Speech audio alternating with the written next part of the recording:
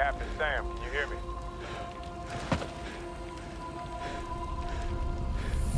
On your left.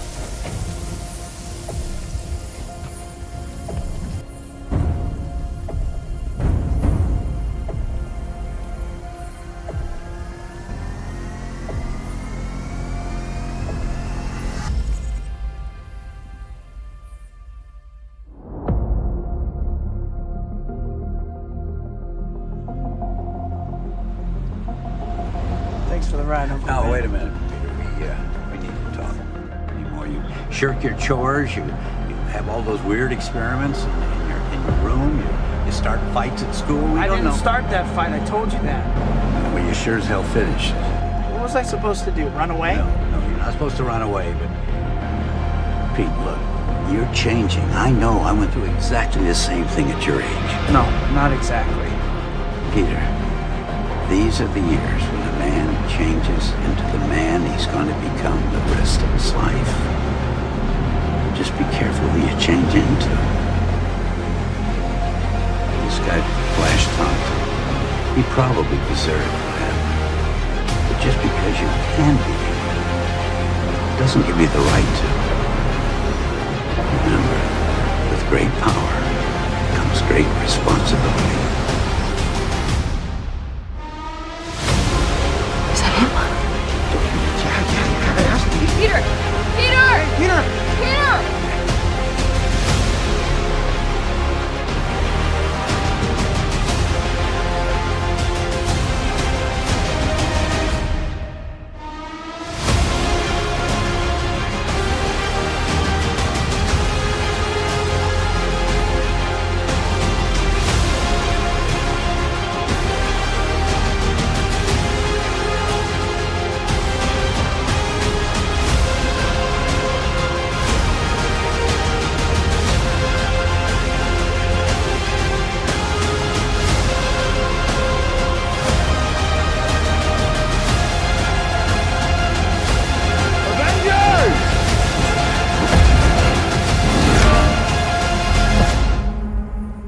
Assemble.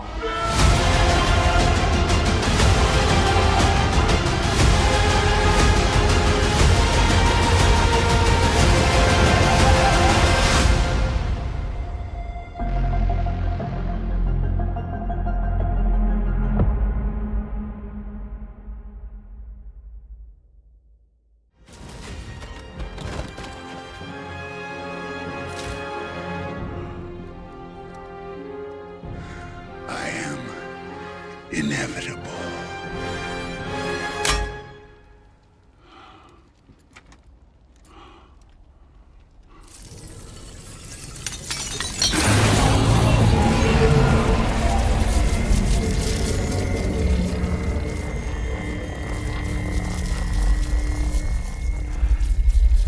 And I am Iron Man.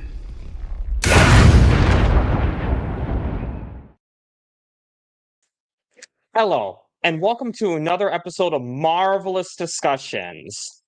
So, Daredevil Born Again is ending soon, and we have one more season of the original show to cover. And when I say ending, I mean season 1 is ending.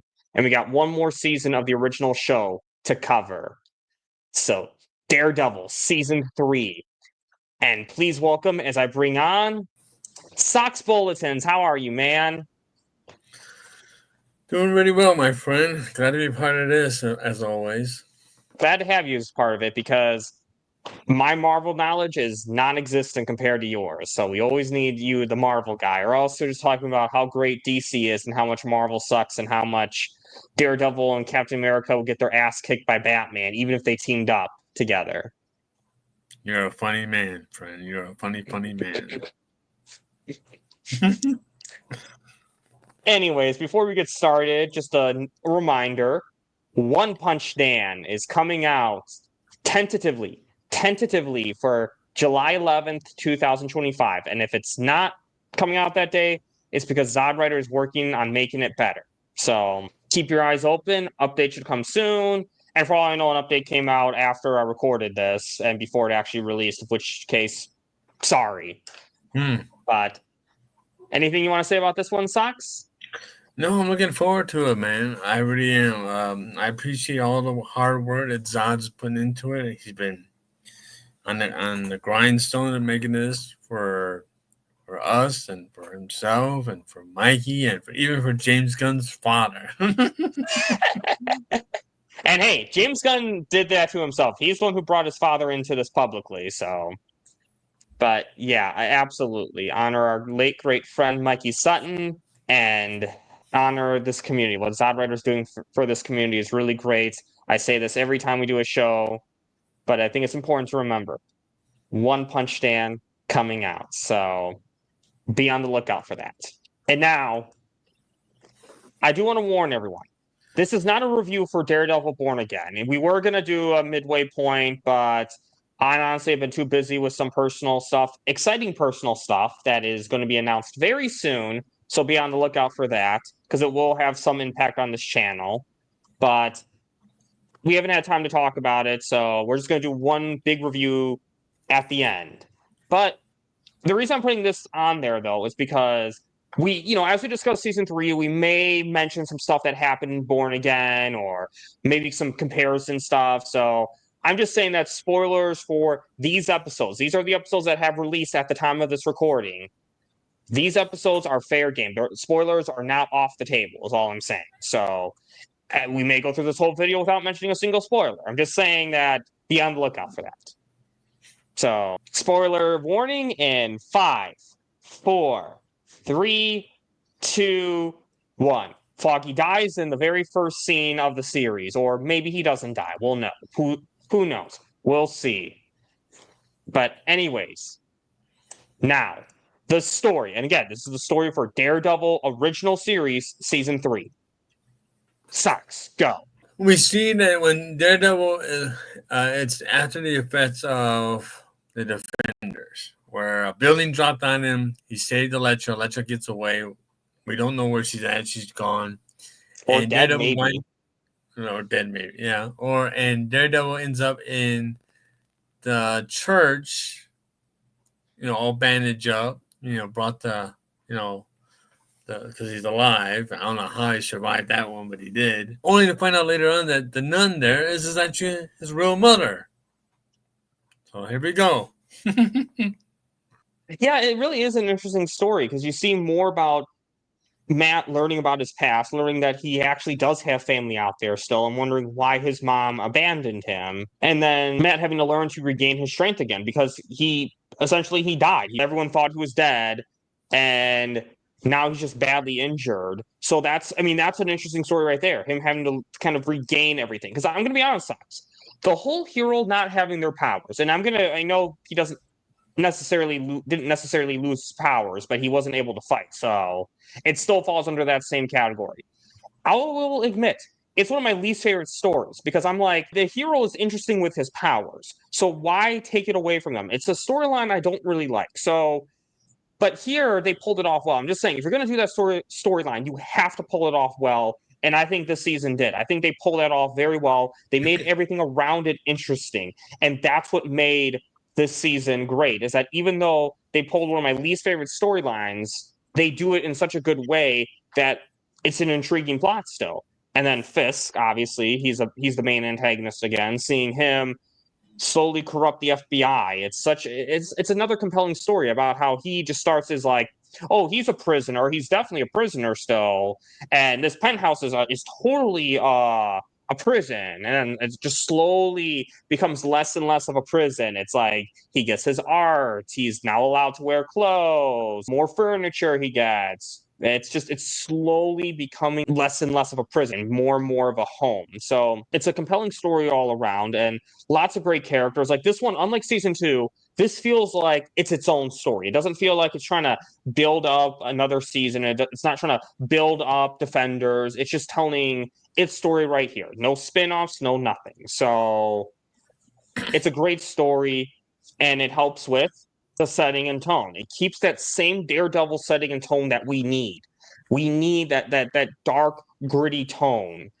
And the setting of New York, of Hell's Kitchen, is always as great as ever. So I really love that. And Socks, what's your thoughts on the setting and tone?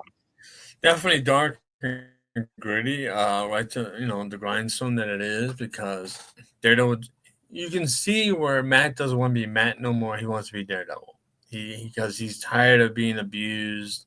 He's tired of lying. He's tired of being used by other people. So he's given up on the whole Matt persona, which is himself, to go into the darker version of Daredevil. He's not wearing the red suit. He's wearing the old black suit again with Mai Tai ropes around his wrists and wrists. And he's contemplating killing Fisk because he thinks that's maybe the way to do things. And that's the contradiction he has to deal with throughout the whole season. Do I kill this guy? Do I finally do what Frank wants me to do, what Stick said to do, what Frank said to do, what I should do instead of what I shouldn't do? And that's the theme for Matt, because he doesn't think that Fisk could turn over and be a good guy. He thinks maybe I should end him. And he's actually having an inner dialogue with himself. He's actually talking to Fisk in certain episodes about wiping this dude out. That's some good storytelling, man. That's a conflict of interest for him, not only as a lawyer, but as a Catholic. And that's hard for him. It shows that not everyone has their beliefs or what they're supposed to believe in, but everyone has a line, everyone has a limit. You can only push someone so many times before they crack, and Matt has been pushed so many times, so he was eventually going to crack. It's like if you're trying to, I'm going to save this point because I'm going to save this point for when we talk about Matt Murdock himself. But before we get to him, the opening. What's your thoughts on that? Like the opening, like the first episode, that bit of that first episode where where the season's getting set up. What's your thoughts on that? It definitely catches you right from the get-go. There's no argument there. And if the show is able to constantly reinvent itself and catch you right from the beginning, then the writers know what they got, because it always comes down to the writing. It always comes down to that. You got to catch the audience right from the jump. Even if you've already had this show on for a couple of seasons, you've got to catch the audience, because if you lose your audience, you ain't gonna get them back. And the writing for this season is definitely showing the audience, hey, we still got it. We can still bring you in. Give it a chance. And perfect. I like the opening too because it quickly establishes what it needs to establish. It shows how Matt's alive. You just see that flashback of how he just I don't know what it was at the water. I think the current carried him up at some point, but he just ended up through the sewer. Right. Or ended up down a pipe, and it's like Father Lantim, and he just quickly establishes what needs to be established: is that Matt's alive, he's injured, and now he's under the care of the nuns at the Catholic Church. It's such an interesting storyline or a great opening that really establishes the story, and it's interesting how the opening kind of glosses over the Defenders. I mean, even though the events actually happened. When we eventually review Jessica Jones season 2, my criticism of that season is they completely ignore what happened in the Defenders. It's not referenced at all. And I found it kind of amazing how the opening, even though the Defenders had the most impact on Daredevil than all the other shows, the opening kind of glossed over the Defenders, despite the fact that, other than like Elektra. I found that kind of interesting, but I understand why they wanted to kind of have it stand on its own a little bit. So no crossover characters aside from Fisk's lawyer, but he was technically on Daredevil before he was on Luke Cage. But overall, it's a great opening. It's a really great opening. And Matt Murdock, what you said sucks about how he kind of has that limit. And what I was saying, you can only be pushed so many times. I say it like this. If you try not to get upset, but if let's say someone's poking you, are you upset yet? Are you upset yet? Are you upset yet? Are you upset yet? Are you upset yet? Are you upset yet? You're eventually going to snap at that person. Like, let's just be honest here. Like, you may have this belief, don't use violence, don't hurt someone. But if someone's poking you over and over again, asking, are you upset yet? Are you upset yet? Oh, God, I poked myself too hard for this demonstration. But anyways, you're gonna get upset, and with Matt, it's on a more global scale. It's more on his loved ones dying, his loved ones being threatened, and Fisk has pushed him to that limit. I mean, if Fisk was essentially doing that to him, he was poking him like, threatened Foggy and Karen. Are you upset yet? Are you upset yet? He killed Ben Urich. Are you upset yet? Are you upset yet? I mean, that's basically what was happening. So Matt's going to crack. It's going to happen, especially. And what I like about him too is that you think about it, this is a Matt Murdock who's gone through so much. He's lost his friendship with Foggy. He's lost his friendship with Karen, essentially. I mean, I think they kind of made up in Defenders, but still, it was still that roller coaster because of Defenders, and it makes sense where Matt Murdock's like, I don't want to hurt these people. I don't want to hurt the people I love anymore. It's a good story with Matt. What's your thoughts on Matt Murdock this season and Daredevil? He was definitely trying to even avoid being around Foggy and Karen for a little while because he wanted to stay in the shadows. He didn't want to deal with Matt Murdock stuff. He wanted to deal with Daredevil stuff. When you get to the point where you don't care, that you just want to lash out, gotta be with the person that you're going to lash out on because, like you said, my friend, everyone has limits. I don't care who you are. Eventually, you hit a limit because someone's pissing you off enough. Well, you either push back or you figure out another way. 9 times out of 10, most people will push back. And that's what's happening with Matt. And just seeing his pride hurt, seeing that he's injured, that he doesn't have his abilities, that he can't hear as well as he used to, he can't fight as well as he used to, and seeing him go through that, like that hurts. Like that hurts him in here.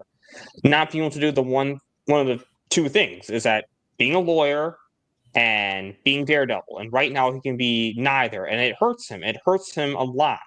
And him questioning his faith, that's another big aspect, is that, I mean, I'm trying, how do I say this without pissing off Christian? But like, I think it's safe to say that even the most devout Christians have moments of doubt, moments of hardship. It happens like there's a classic Simpsons episode I really like where Ned Flanders, which for those of you know, he's a very religious character. He's very religious. But there was this episode with a hurricane. A hurricane destroyed his house. He doesn't have insurance because he thinks it's a form of gambling. I don't get that, honestly, because I feel like not having insurance is actually gambling. But anyways, that's another rant for another show. But anyways, he doesn't have his house. And then the Leftorium, his store that he owns, gets raided. And then something as small as a paper cut on the Bible really sets him over the edge. And even a religious character like Ned Flanders had a breaking point in an episode that made him question his faith. Why I'm talking about this episode, because that's what's happening to Matt here. He's a very devout Christian, a very devout Catholic. And yet, even after all that, he questions his faith. I love seeing that kind of story and him learning to regain his faith back, because I always say this, no matter what religion you are, I think religion plays an important role in a lot of people's lives. And I think that's something that we can all respect. And that a lot of people, their faith is important to them.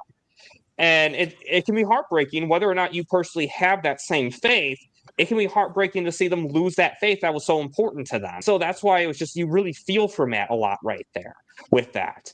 And it's just, and so it's so great him going through that story of getting his faith back and getting some tough love that he needed from his mom. Matt has so many great storylines in this. And then him being able to work with Agent Nadeem after everything he's done to be able to see the bigger picture. Like, that takes character. That takes a lot of character. And he had it. He had that character. Just overall, Matt's a great character. I guess, Socks, anything else you want to say about this character?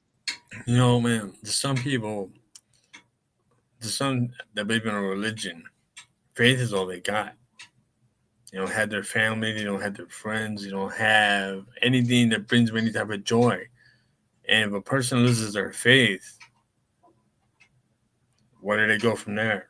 There are people out here, man, that's all they believe in. They go to church every day. They read a book, the good book every day. They pray every day. They do everything by that faith. If you take away a person's faith in what they believe in, or if they question it because of some outside force, and they lose that faith, there are people in this world, man, that have taken their lives because they lost their faith. Faith can either bring you joy or it can bring you pain, depending on how you look at it. Exactly, sucks. Exactly. And like someone who didn't have faith was Karen Page.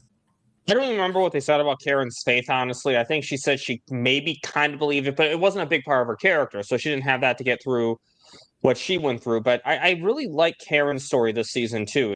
Seeing a lot more of her reporter action, seeing her wanting to stop Fisk. But this is where you feel her guilt of her past actions comes out a lot more. Is the guilt of killing Wesley back in season 1, the guilt of killing her brother. You know, they kind of alluded to something happening that Ben and Ellison both knew about and didn't care. And you're wondering what it was, but then you find out she killed her brother, is that she drove under the influence and caused an accident. And it's just like seeing that all come to her, like thinking that she deserves death, is that to the point that she goes to Fisk with the intention of getting him to kill her in front of witnesses to stop him, to violate his parole or his agreement, I should say. Like she was willing, and it wasn't like a noble sacrifice. It was just trying to make herself feel better, make herself feel like she is making up for her past.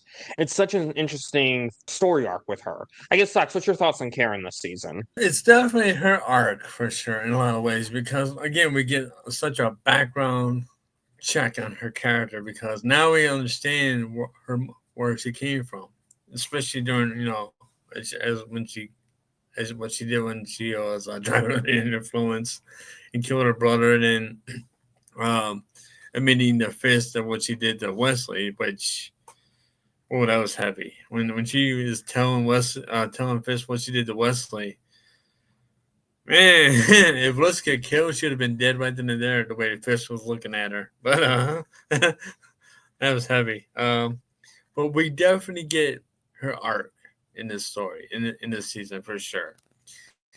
And that needed to be said. That needed to be done because there's a scene later on with Fisk when she's telling him everything and how you literally see the rage from Fisk go from like here all the way up to here. The way he is like, I mean, if you can see steam come out of this dude's ears, you probably could.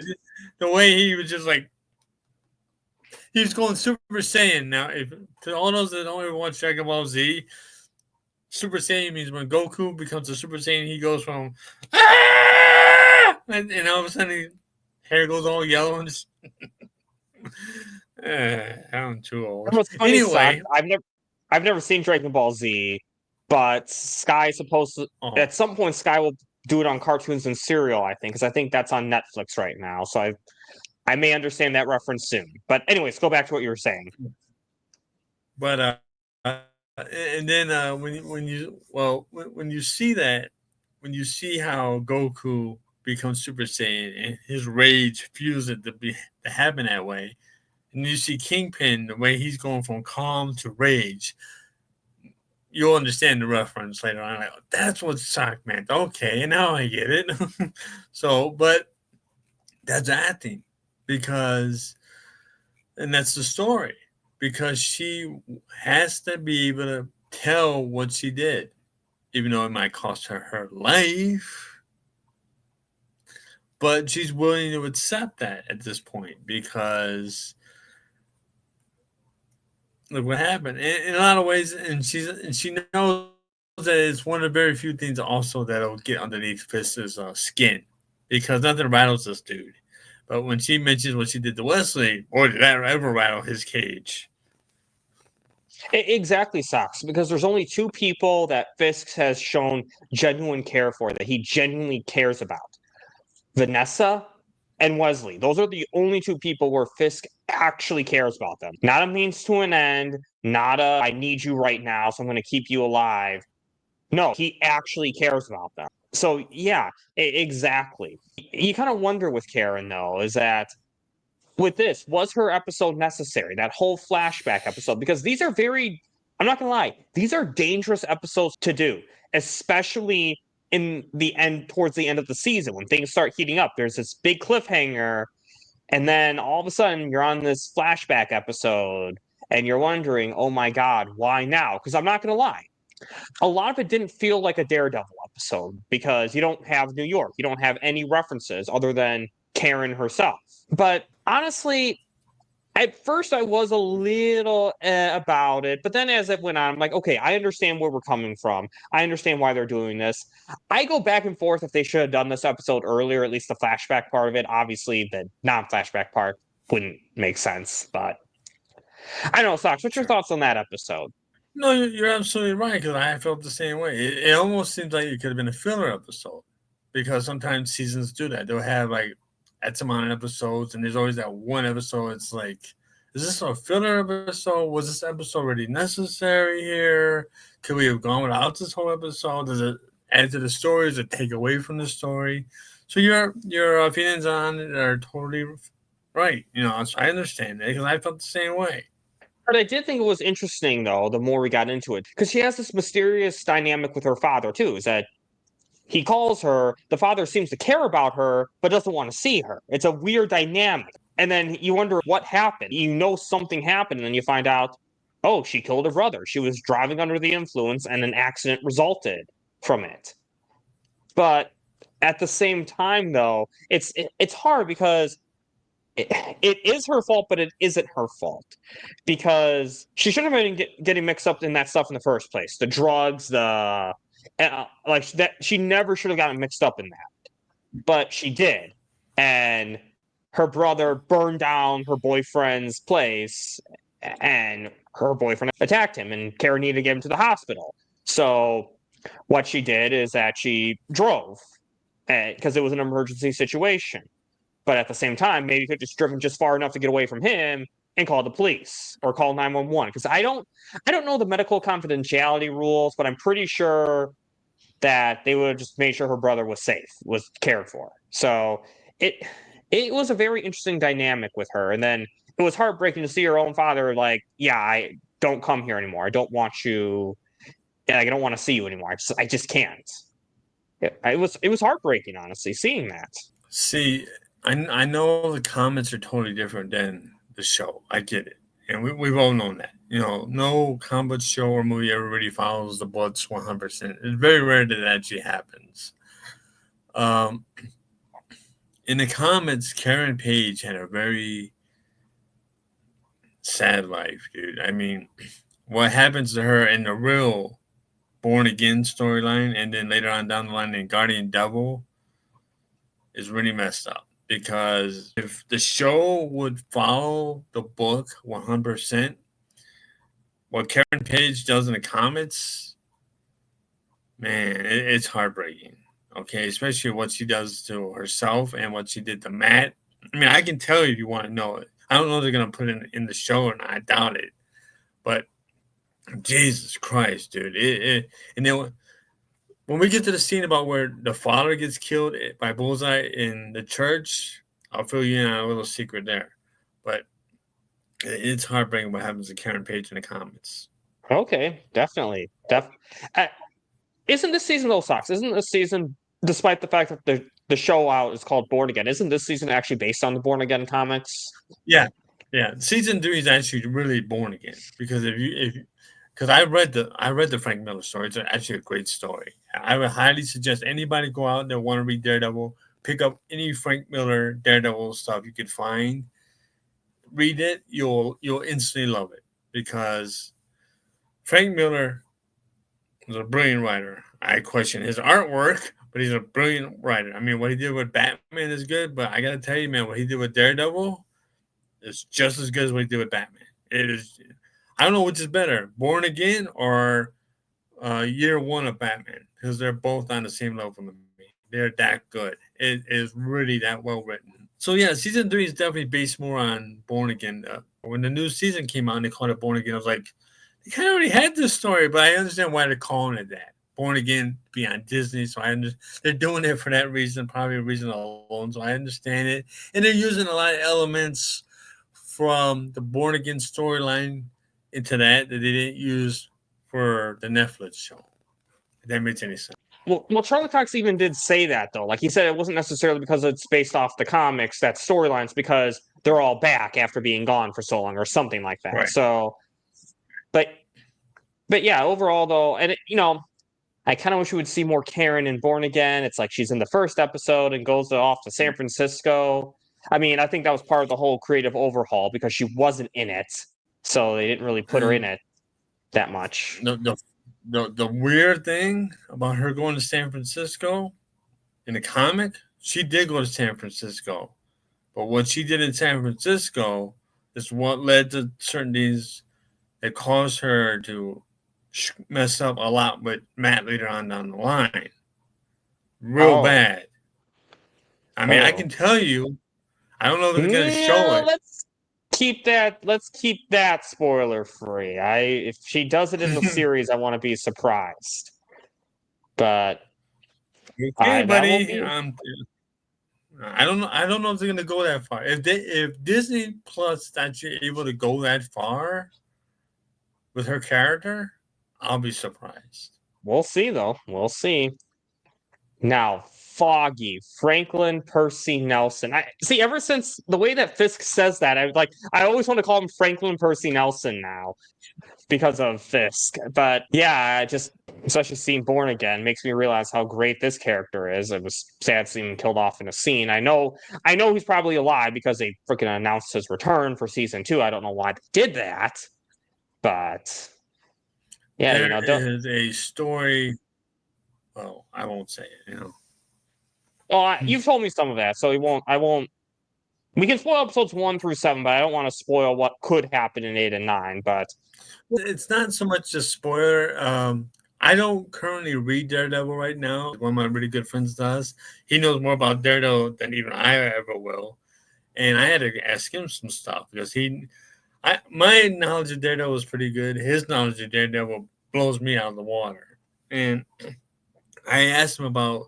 There's an issue going around called The Secret Life of Foggy Nelson. It was a Daredevil issue that came out some years ago, where Foggy had to fake his death with the FBI to do some sort of investigation. They released the issue online. And some people found it, and and there's a scene in the first episode of this season where you see all three of them, Foggy, Matt, and Karen, sending this to an address. The address number is the same number of the issue of that Daredevil issue that came out before. Coincidence? I don't know. Your guess is as good as mine. probably I not. asked my buddy. Probably not, but I wouldn't put none past anything anymore. Hypothetically speaking, if Foggy is alive next season and comes back, that issue, a lot of people are going to go out and be buying that issue like crazy. Not putting anything past them, especially because that's a good way to make money. Reference the issue, people buy the comics, that's more money for Marvel. As a result, it's more money for Disney. So definitely would not put that past them. But especially because, again, they announced he's in season 2. So obviously he's probably not dead. So, and that's Disney's fault. Anyway, as for this season, he had a very interesting storyline. Running for DA, that was such an interesting storyline that he had, is that he wanted to, which, I respect that. You don't like the system, don't just complain about it. Put your money where your mouth is and run. So, when I say run, I mean run for office. Don't run away from it, but actually run for office. Right. Like, I can respect that. Huge respect right there. And even him saying, well, I don't care if I win. I just need to get the word out there. That was a really great storyline for Foggy. And I'm glad that Marcy is actually full in support of Foggy now. No longer that bitch who doesn't care, but actually supporting Foggy. But what I really like about his storyline is seeing his story arc from season 1. Because remember, in season 1, he didn't really like that he had to give up the glamorous job that makes a lot of money, that makes 6 figures, 7 figures, I don't remember how many figures, but a lot, to help the little guy but make less money. He did it because Matt was his friend and he believed in him, but deep down he was upset. And now he had that lifestyle that he wanted, and now at the end he wants to give it up to do what he did with Matt. And it's such a great character arc from season 1 to now, is that you see Foggy wants to be a lawyer. Foggy wants to help people. He's living that rich life, that rich lawyer life, and he's like, oh shit, I know what Matt was talking about now. He was right. It's funny because in life we have decisions we have to make. Our heart wants one thing, our brain wants something else. If you can find that middle ground where both sides win, which is a rarity, let's be real here, which is rare, you've already succeeded. Majority of the time, either you go with your head on something or you go with your heart on something. And either way, you're either winning or losing. So by Foggy realizing Matt was right, yeah, we're not making any money, but we're actually helping out good people. But if we do it this way, we get paid a lot of money and we help out bad people. So, I mean, what do? Do you go with your heart or do you go with your head? And that's the real trick. I hate to give the show credit. I really hate to give the show credit, but Matt Murdock does say something in the show that was kind of right. In She-Hulk, I know, I'm sorry, but they're in that bar scene with, I don't even remember her name, right? Whoever She-Hulk is. What's her name again? Jennifer Walters. Yes, her. When Matt was saying, I have to do some cases for the money and I do some cases to help out. But I mean, that to help the little guy. Like, that's exactly really what you should do, is like, you have to take the big cases once in a while because you need to make money for the little guys. That's, I think that's a good middle ground between your heart and your head. You gotta meet in the middle somewhere, because you can't be a complete charity. You need to make money so you can actually afford to help them, help the little guy. But anyways, though, I really do like his arc.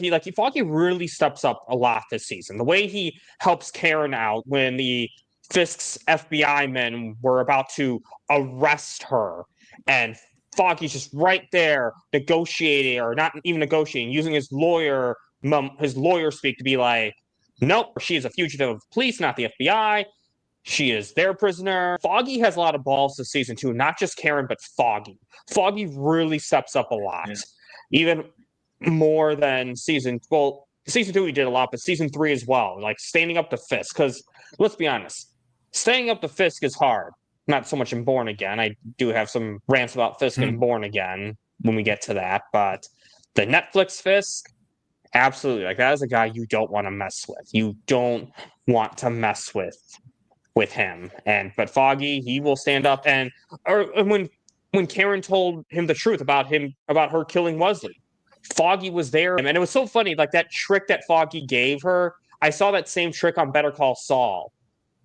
It's, for those who don't know, it's a prequel of Breaking Bad. The whole give me money so that I'm your lawyer, that actually happened in Better Call Saul too, and actually in Breaking Bad as well, that happened. Which I guess legally you really just have to agree to it, but I think if you're friends, it's just it just makes it harder for them to use a loophole to the question that if you're actually their lawyer or their friend. Because if you're their lawyer, you have that attorney-client privilege. So Karen could say, I blew up an orphanage and I killed a bunch of puppies, and Foggy would not be able to say a goddamn thing about it. But I just used an extreme example just to illustrate a point. If we were live right now, the chat would be making some comments. But anyways, Foggy used his brain a lot this season, and even he was the one who caught Nadim's confession, being like, who realized this isn't hearsay. This is actually valid proof right now. So Foggy owned, and like him, like being Matt's conscience, being Matt's angel on his shoulder, saying, don't kill Fisk. You have to do this by the law. Like you always taught me, like you always said. Yeah. So any other thoughts you want to give about Foggy? No, we can move on. Okay, let's move on to Sister Maggie Grace, probably my all-time favorite TV nun. I'll let you start with this one, Socks. That came out of left field, knowing that they actually did that. Well, and Matt finds out the worst possible moment. That's his mother. It's like what? Because he heard it. He didn't even say to his face he heard it. Anyway, the look on his face was priceless. When he heard that, like, oh, shit. And I should have screen captured that because the look on his face, it was priceless how he finds out. But she really, gives it to him, man, and she knows that's her son. She knows it. But we find out why let's be real here, she abandoned her son. She abandoned her son because there is a thing called postpartum depression, I think it's called. When someone would give birth to a child, they go through this real deep depression, and it's like a separation between the mother and the baby. I've heard of this before. I've never actually knew anybody that's actually gone through it. And it's kind of scary if you think about it, man. But his father, Jack, defended, he never said nothing bad about Maggie. He never came down on her. He never insulted her. He never made Matt, feel bad about her. And as the story progresses, we learn about her situation. Yeah, and it's a really heartbreaking situation, and like it's just a woman who was not fit to take care of a kid at the end of the day. I mean, that's really what it was with her, but she felt bad about it. She felt really bad about it, and it's one of those things because I never wanted to defend a parent giving up their child because I mean, was that necessarily the right thing to do with her? Probably not. But that's what makes it great is that characters are flawed. Characters are not always going to make the right decisions, and it was called out. I get bothered with character flaws when they're not called out, when they're treated like we're supposed to side with them, like the CW does in all the Arrowverse shows with Iris and Felicity, when they're clearly in the wrong, but the show does not want us to think that. But this one, no, they don't do that. They want us to kind of maybe side with her, but maybe not. The fact that you could debate that's what makes the story great. And even before there was a little hint about it though, because she wants to turn him into the police or the emergency people, the hospital, but everything above board until she finds out Matt Murdock. So there's something special about him. And then you find out what it is.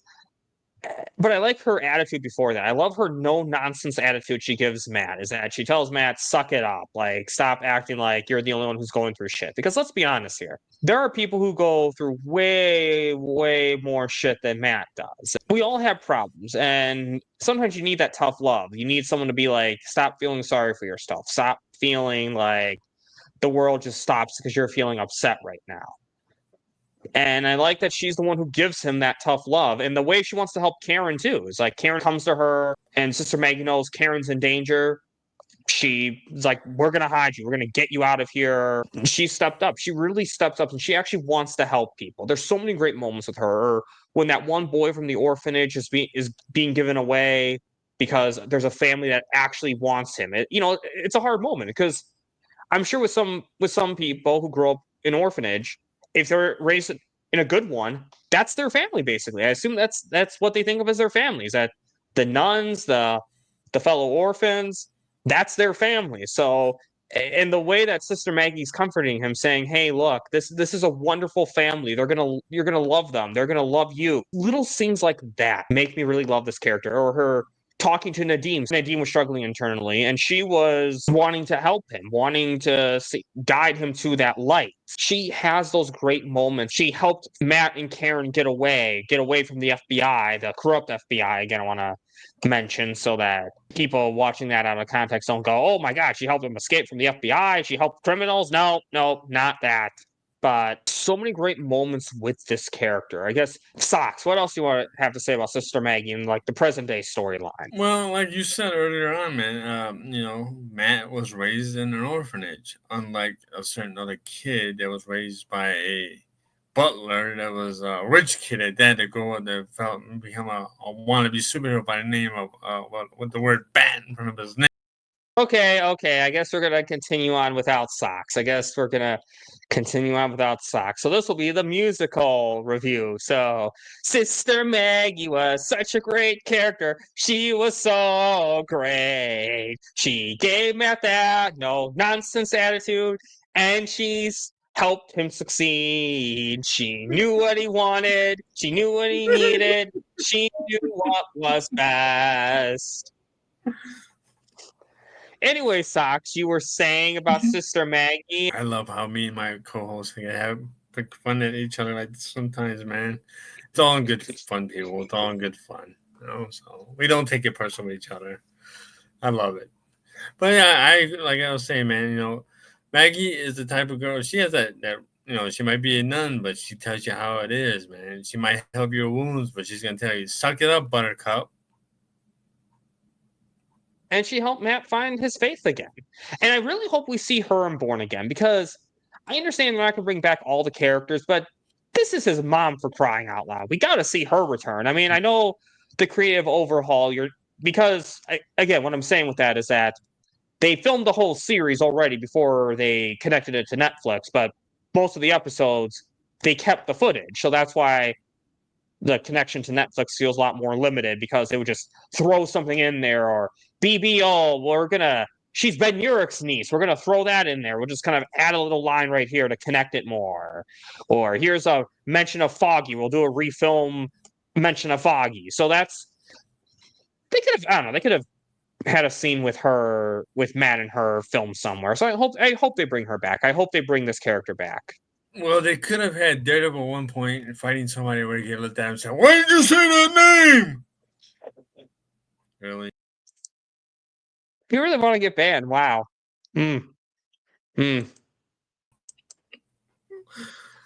Sorry.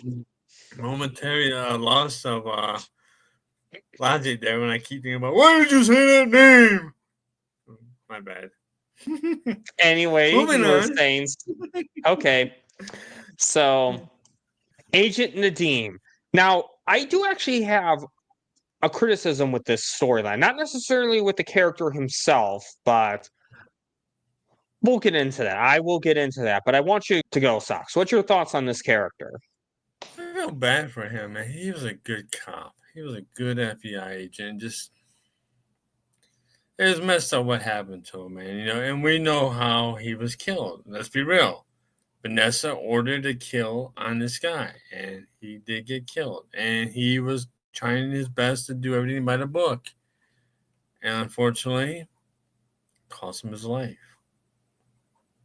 Exactly. And you feel his struggle. He's in debt because he wanted to help his relatives, his family, his sister-in-law with cancer. And he's in debt now. And the whole, they don't want to put FBI agents in too high of a ranking with a bad credit score because they could be more corrupt. And yeah, but if you give them a better job, they could also get out of that. It's like putting out a fire with gasoline. But anyways, is that you feel how manipulated he was. So at first, he really does do everything by the book. He does believe in the system. It's like, and in some ways, he wasn't completely wrong. It's like, hey, if this can get you more information, then yeah, maybe you do need to put him in protective custody. Maybe not a penthouse. I mean, I'm sure there were other ways they could have done it. They could have had just maybe a different, I don't know. The FBI doesn't have any warehouses for these people. But you could see that he was being manipulated. He was. But then when it came time to do the right thing, he did. He confessed to the FBI. And turns out that, that bit him in the ass. And then he confessed again. He sacrificed his own life to stop this. But he was smart. He knew that, hey, to tell his wife, I'm a monster. You have to say that because the FBI will kill you. They will not let you see my lawyers if you do not tell them this. He was smart and he knew that. And this is where I have an issue with the story with him. I feel like the writers forgot the whole timetable of what actually happened. It was weird. It was like, okay, so everything he did above the book, every time he was working for Fisk, he thought he was doing everything by the book. He didn't start doing stuff not by the book knowingly until he was threatened. When he was being threatened, his family and being framed for murder. That's when he started doing stuff not by the book when he was being threatened.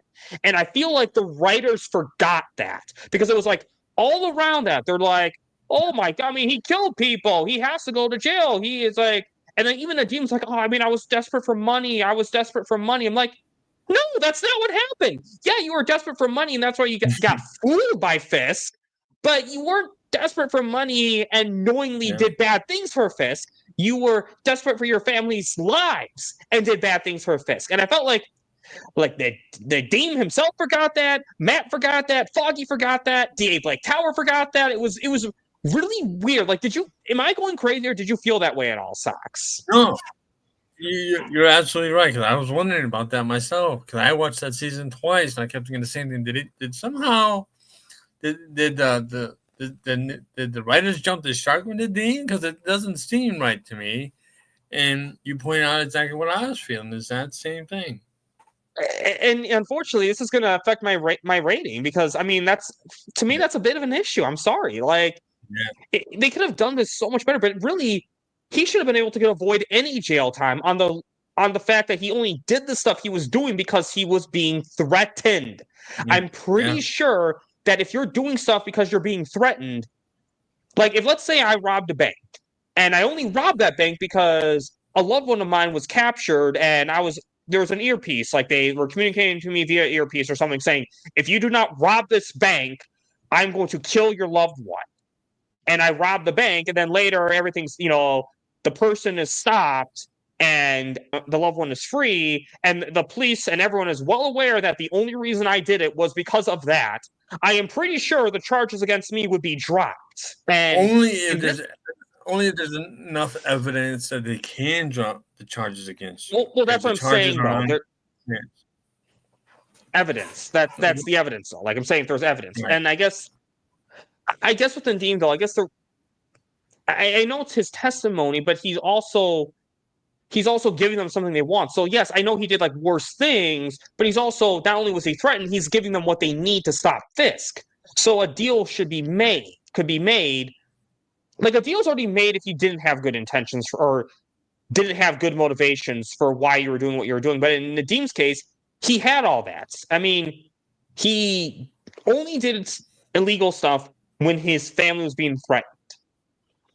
So that was kind of bothersome for me. And so, because overall, he was a great character. But also, look at it like this.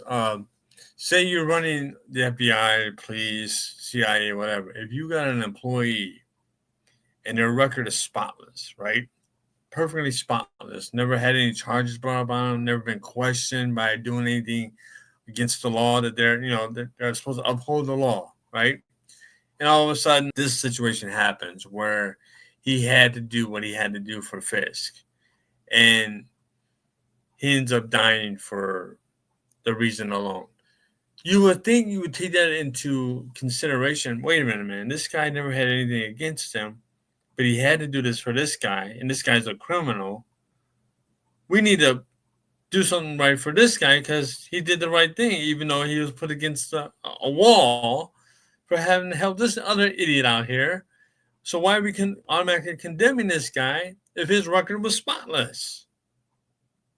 And when it went too far, he did risk his family's safety. When he took Brett Mahoney back in private, was like, you have to take her. You have to take her because she is going to die if we take her. He did the right thing when it was time. And see, Matt knew that. See, again, that's the thing I'm saying. Like, it seemed like when Matt revealed himself or Daredevil revealed himself to him as Matt Murdock, it seemed at that moment he knew exactly why Nadeem did it. But then again, in the next episode, he forgot. Yeah. Like, even Matt forgot that. When he was his lawyer, he's like asking him all these questions. Why aren't you bringing up his family being threatened? Why aren't you bringing up that he's being framed for murder? Right.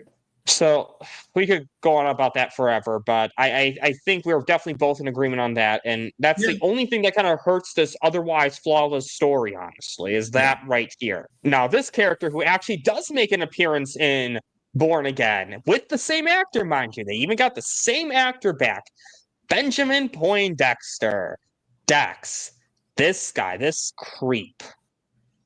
I'm sorry, if I'm seeing somebody who's dating a woman by secretly watching her eat pizza and going on the same jogging paths as her, and honestly, if I found out that someone's following me jogging, I would probably change my routine. But what's your thoughts on this creep, Socks?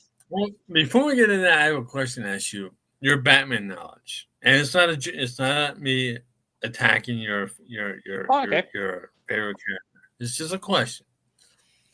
We both know Bullseye is dangerous with objects.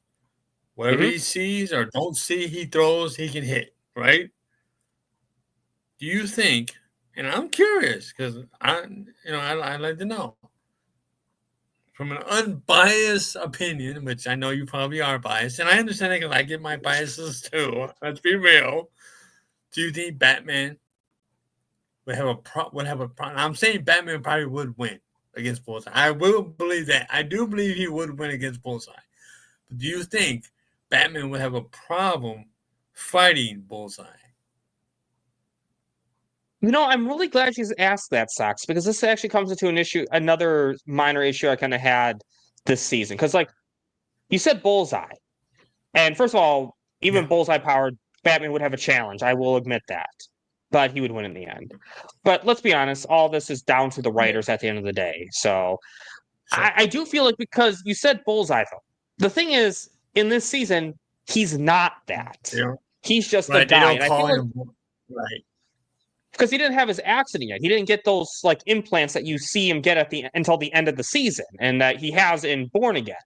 But here, Right. I feel like he put up too good of a fight against Daredevil, or I don't even know what we call him because he's not wearing a suit. But it felt like because he didn't have his special enhancement yet. So, I mean, yeah, he's a decently good fighter, but I feel like with the training Daredevil had, he should have been able to wipe the floor with Poindexter. Yeah. I mean, I can understand your point there. I'm not arguing that, but Bullseye is a hell of a martial artist, and we see that. Maybe they could have elaborated more on it this season. In that season, to show more of his training, which they should have did, and I understand that. I do believe Batman could beat him. I'm not gonna say he can't, but I think Batman will have a problem with him because you're like, this guy is dangerous, man, and because some might say that Bullseye is more dangerous, or if not on the same level as what's his name, Deadshot, right? Deadshot's basically almost the same thing, right? So But can Deathstroke, Deadshot throw Deathstroke's things the and assassin. Death, well, no, that's what I mean. Deathshot. I mean, not Deathstroke. Oh, sorry. Deathstroke.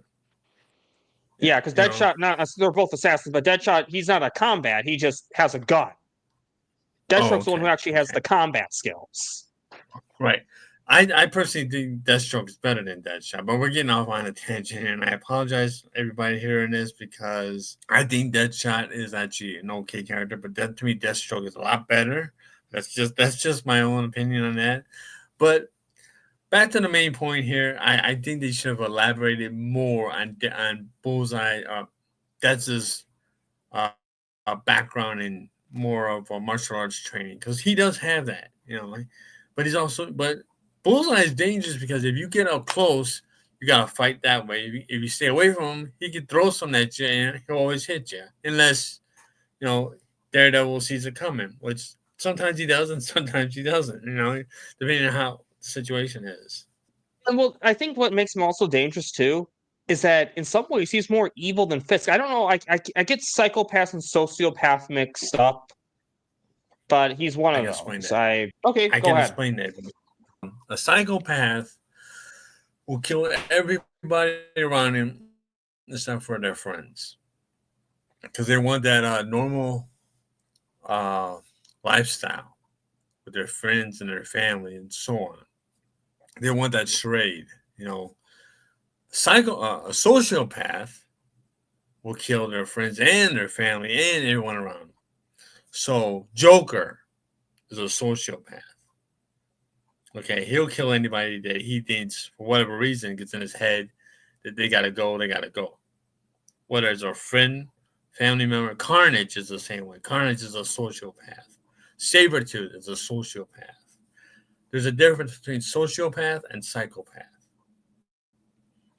And this guy's definitely a sociopath. I mean, I don't know, because he did care about his therapist though. The reason I bring this up comparing him to Fisk, because the whole rabbit in the snowstorm, or rabbit in the snow, or I think it's called snowstorm. When Fisk realized that this painting belonged to her family and was wrongly stolen from her, he was like, no, I'm not going to try to take this from you. You keep this. And then Poindexter's like, fuck that. I'm getting this for you. And you see that blood on the painting on the side of it. Not as much blood as you Yeah. see in Born Again. I love how they have that rabbit in the snowstorm painting, but we'll definitely talk about that later. But you see that, and you see the whole story with him, and it seemed like he really needed his therapist. Like when he didn't have that therapist, that's when everything kind of turned to shit. Because I really do believe that therapist wasn't dying, or I really do believe if he had stuck with that therapist, he would have been more normal. But once he lost that therapist, he lost a lot of that, his North Star, that person to guide him. Now, you see how when he was a kid in baseball practice, right? When Fisk is like learning about him as a kid, and he's like throwing that ball, and how he hit the coach in the head with the ball, even as a kid. That's a sociopath behavior, man. Okay? He doesn't care. He would have killed that girl that he was chasing. That he was running after, that girlfriend he wanted. He'd have killed her. He would eventually have killed her. Because if he's already stalking her, that's one step to what he wanted to do later on down the line. And he's a sociopath, in my opinion. That's actually a really good point with him. Because, like, yeah, he did care about the coach. The coach was his friend and didn't really seem to show much remorse.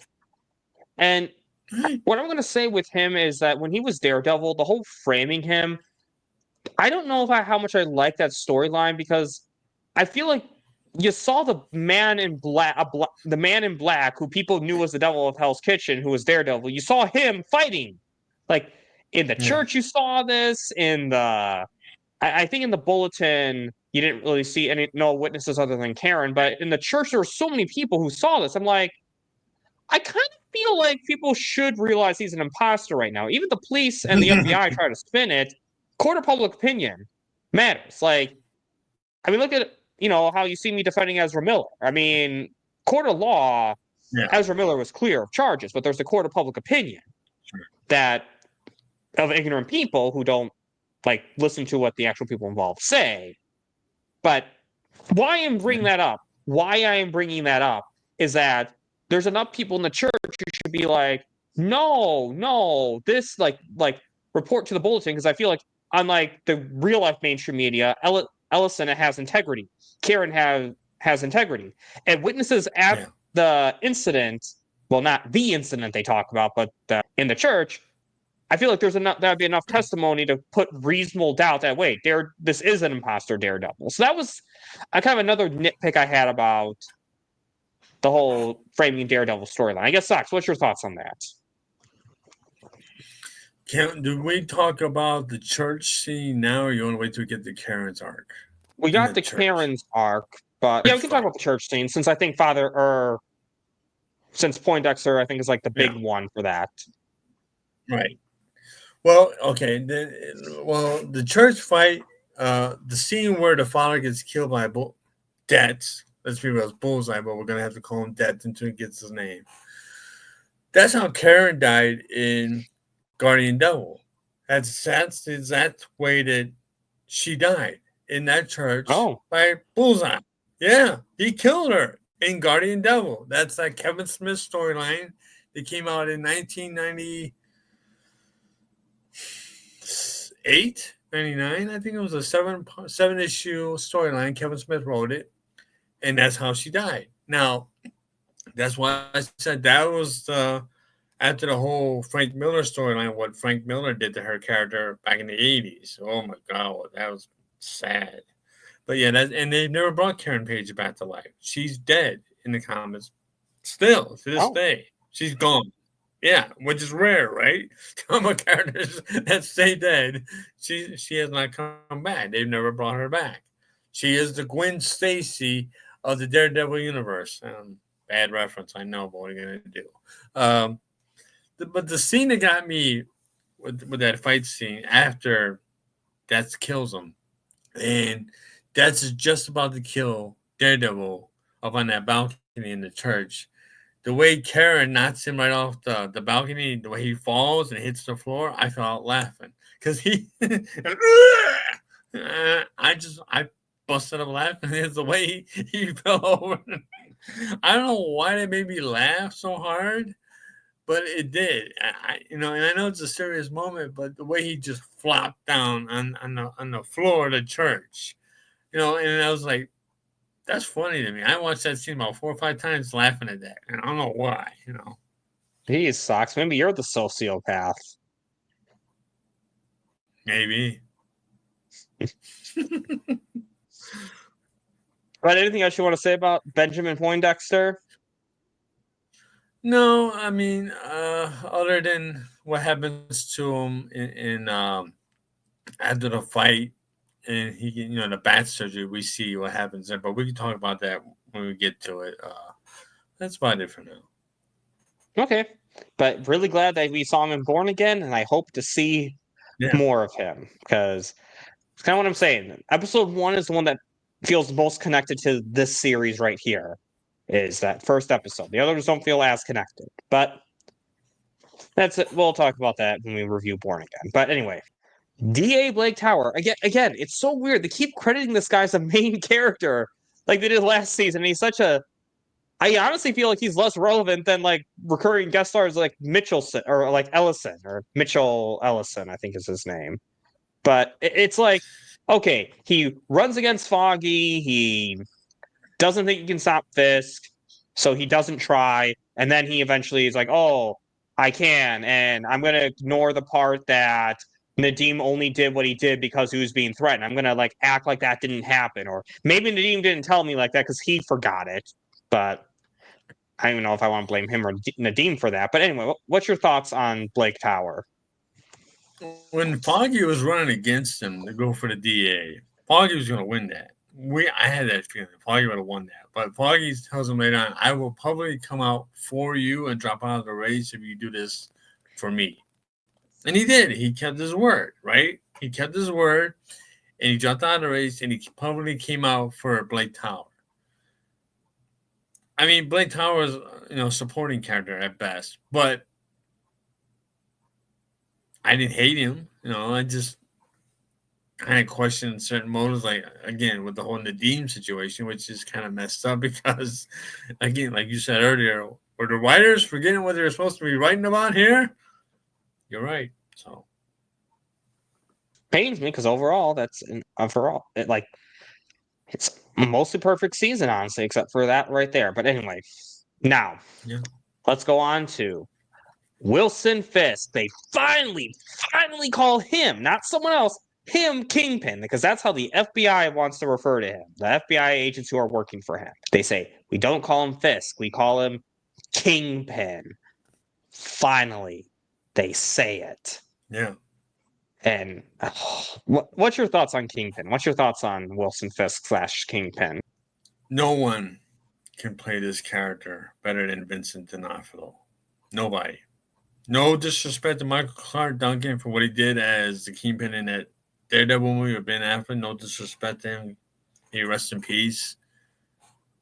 But Vincent D'Onofrio is Kingpin. And as our good friend Mikey Sutton said to us, I wouldn't trust this. Remember when Vincent D'Onofrio got mentioned because Mikey said, "Yeah, he's coming back. I wouldn't trust this." Well, Mikey was right. So every time Mikey would have say it in Vincent D'Onofrio's tone, I would laugh so hard, man. I'd be crying because it was so funny how Mikey would say it like that. Like, I wouldn't trust this. I just, oh God, it's little things like that, man, make me miss Mikey so much, but he was right.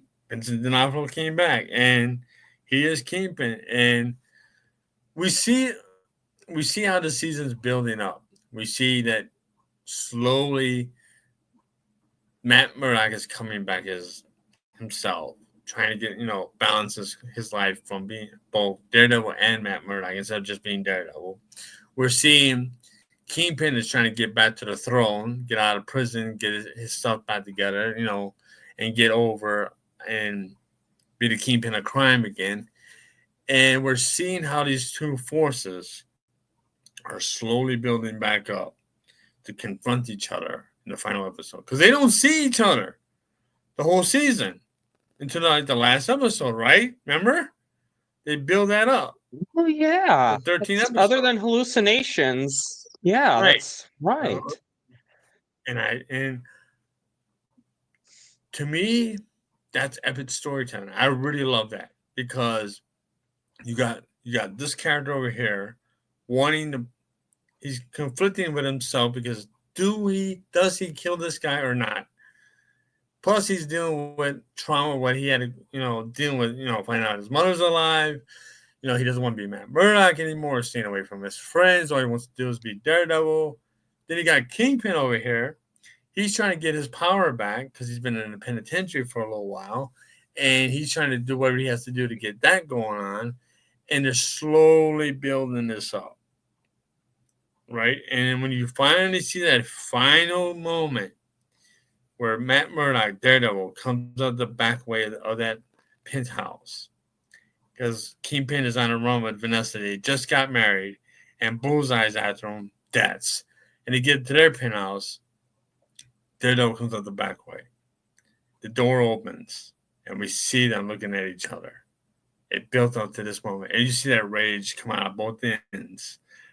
Daredevil yelling at him, Kingpin yelling at him, and they go at it. My mind was like, oh my, it's like two boxers at their best, at their peak. Two great boxers. Both of them are like on different levels and we'll ever know. And they're getting ready to go at it, and it's going to be the most epic boxing match of all time. There's going to be one winner. Who's it going to be? We're seeing this play out. That is some great storytelling. I can sit there and watch that final episode of Daredevil season 3 over and over and over again, just to see them two go. And then you have Bullseye show up, and he's got problems with both of them. Hold on. So we're going to talk about that's another topic later on. Right. It was. I like the way it sets it all up with Kingpin, because he's such a conniving individual. You don't see him doing everything right away. He does things in behind the scenes. Okay, he doesn't have superpowers. He's not a Thanos. He's not an Ultron. He's not any of these other type of characters that have powers that can regenerate or shoot lasers out of his eyes or whatever. He has to use his brain. That's dangerous. He can take his time. He can see things 3 steps ahead. And he can slowly build upon that over and over and over and over again to where he needs to be. When you have a villain like a Kingpin or a Doctor Doom that can just sit back and watch and build upon something to get where he needs to get to, even though it's slow and devious and dangerous, and he has the patience to do that, that's scary, dude. That's chess. That's not checkers. Kingpin is not meant to be played with. You need to look at this guy and see what he's doing from behind the scenes. Just because you don't see it up front, he's not giving you his hand. But what you don't see is what's going to hurt you. That's Kingpin. And there's like little foreshadowing moments that foreshadow his plan. Like you see the prisoners attacked him, and you may think, oh yeah, he's in danger of the prison, but you got to remember season 2. Fisk clearly is in control of that prison. There is no way on earth that any prisoner would have gotten that close to him. That would not have happened. So you already know something was wrong right there when he attacked him. And it's such a clever play. Again, the reason why he was able to manipulate Nadeem. He's not getting out of prison. He's still in prison. I'm going to testify for you. He gives them a real win. He makes sure to give them a real win. And it's like, I'm going to go to prison. Yeah, I'm still in prison. And then in a penthouse, sure, but still prison. And then he slowly is like, Well, nah, I'll do this, but I need some furniture. Okay, I need my art back. Right. Okay, I want to dress nicely. And then before you know it, it's like house arrest. It'd be like if I were arrested in my apartment, my not as nice as that penthouse apartment. I mean, that's literally what is happening with Fisk right there.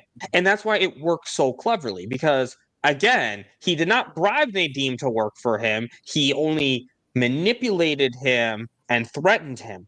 That's what happened, writers. That's Yeah. what happened, Matt Murdock. That's what happened, Yeah. DA Blake Tower. And that's what happened to you, Nadeem. But anyways, Right. I could Yeah. rant about that. He's such a smart character. He's menacing as ever. And that's what makes, again, that's why he's so great, is that he, even from his penthouse, you see him taking control, though. Like when Matt is in prison, in jail, trying to interrogate that inmate, and then that nurse, like he has to see the nurse because he got injured, paperwork. Yeah, that's why you want to see him. Right. That's, and then that whole jail cell is about to kill him, and Matt has to fight his way out of it. Yeah. And Fisk knows Matt is Daredevil. He knows that. Yeah. It's such. But that is, and plus, Fish was watching on the camera. How does a lawyer from Hell's Kitchen know how to fight so much like Daredevil unless he is Daredevil? He was able to figure that out. Again, when you have a villain that's psychological like this, that thinks this way, that's dangerous because that's a whole other level. And I kind of like villains like that. I really do, because it's okay to have your Thanos type, your dark side type. I get that, but you also need the Luthor. You also need the Kingpin. They don't have superpowers, but they have to use this. This can be more dangerous than any type of weapon. This is a weapon. Oh yeah, absolutely. It's one people underestimate. It's exactly why, Socks. Exactly why Batman can beat anyone. Because as you said, by your own words, Socks, this is the most dangerous weapon. So what you're saying, Socks, is that a brain is more dangerous than Thor's hammer. A brain is more dangerous than a shield, than a vibranium shield. Sock's own words, people. This is Sock's own words, mind you, okay? Socks is the Don't one who take said my this, shot not me. contest. That's nope. Socks is saying it right now. Batman, he's admitting that Batman would beat all these people because, as Socks' own words, the brain is the most dangerous enemy, is the most dangerous weapon. So thank you, Socks. Thank you. A brain is the most dangerous weapon. So thank you, Socks. I'm really glad we're on the same page right now. I'm really glad. So you heard it here, folks. Here, folks. Socks says that Anyway, Batman can moving beat on. anyone. Whatever. Okay, but anyway, Okay. We'll go with Vanessa that. Fisk. We'll go with that. Vanessa Fisk, and I'm really glad they brought her back in Born Again. There's only 3 characters from the original series who are in mostly all the episodes. Other than, I'm not talking about like guest star appearances here and there. There's only 3 characters, with the actors returning. Charlie Cox as Matt Murdock, Vincent D'Onofrio as Wilson Fisk, and I forgot her name. She plays Laurel. And her, hold on, let me see.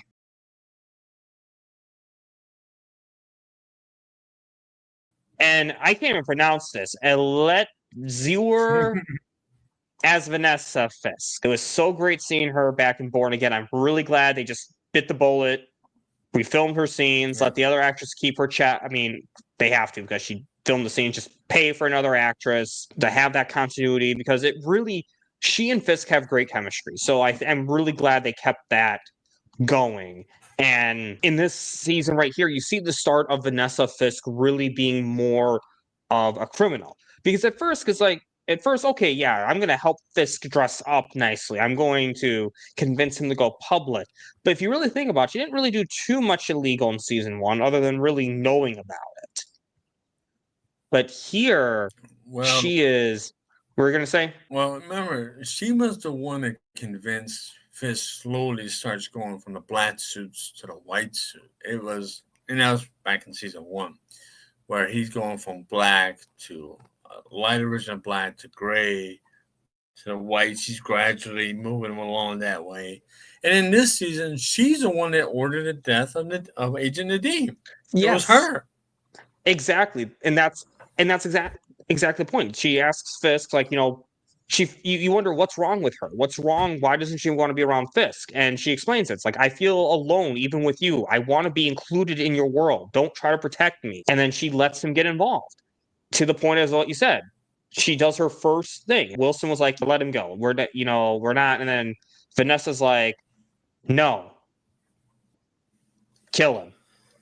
As you said, order the hit. You see Vanessa becoming more of that villain type. And what she inadvertently did, she helped defeat Kingpin. She didn't try to do that, mind you. That wasn't the intention. But she gave Matt Murdock leverage. She gave Matt Daredevil and friends leverage by doing that, by getting involved. Daredevil's like, okay, you know what? I'm going to let her go if you don't reveal my identity. To the point that that's carried in Born Again, too. Yeah. So, great character, and really glad she's back. And in my opinion, she's probably one of the highlights of Born Again. The good thing I really enjoyed about Vanessa was that I had to defend Kevin Feige. I really do. I can't defend every decision the MCU made. There's some things about the MCU that I looked at like, oh, no, that was not good. But Kevin Feige gets a lot of hate for a lot of reasons. And certain things I can understand, certain things I don't get. One of the things that he did do good here was that he saw early on Born Again for Disney Plus not looking good at all. He stopped it. He brought in better writers, got rid of the She-Hulk writers, and he brought back the original cast members. He brought back the lady that played Vanessa Fisk. It was supposed to be a recast, remember? Yeah, Kevin Feige. She filmed her scenes even. The other actress filmed her scenes. Right. And Feige saw all this, didn't work, and he said, no, we got to do this right. So we'll scrap all this. That's why the new season is kind of like, some people are saying it's kind of like a little jumbled up a little bit because you got some stuff from the original scripts from when Born Again was being shot to what the new writers came on board to do, and they put it together. So it might be certain things might be a little off from here or there. If you noticed anything, I've never really noticed anything because I think the editing is so tight. But I was glad that Feige had no sense to do what he needed to do for the show. And whenever I hear people say, "Well, Feige is not a real comic fan," or Feige doesn't know what he's doing with the MCU, or Feige has never known what he's doing with the MCU, eat shit, motherfucker. You don't know what the fuck you're talking about. The guy helped bring billions of dollars to a movie studio, is the biggest producer in the history of Hollywood. There's never been a producer ever been more important to films in the history of Hollywood than Kevin Feige, or brought more money to Hollywood than Kevin Feige as a producer. And yeah, he's a producer, an executive producer with a vision. He's not a director, and he's not a producer being a director. Gun. He's doing one thing. He has a vision. He's producing these films, and it's worked. Maybe there are some hiccups along the way. I will agree to that. But the dude has brought billions of dollars to a movie studio.